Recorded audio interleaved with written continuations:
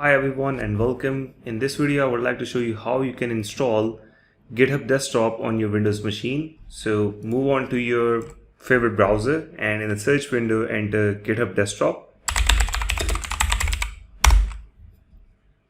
Then move to the first link that is shown, which is GitHub Desktop Simple Collaboration from your desktop. From here click on the download for Windows 64-bit.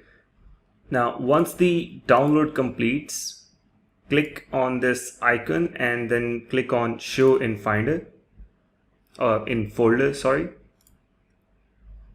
then right click on this application and go to properties. In case it is blocked, just check this unblock icon and click on OK.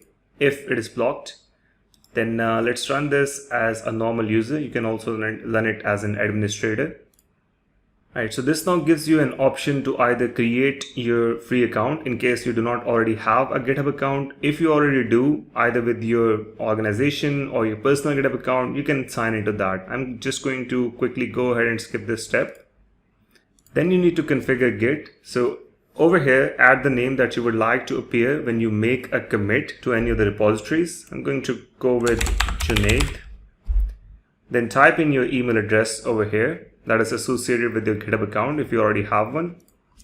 Once done, click on finish and GitHub Desktop has completed its installation. You are now able to create new repositories, commit to repositories, create pull requests, etc. etc. I hope this video helped. In case you have any questions, please drop them in the comment section below. If you like the video, please hit the thumbs up button and subscribe to my channel. Thank you and have a nice day.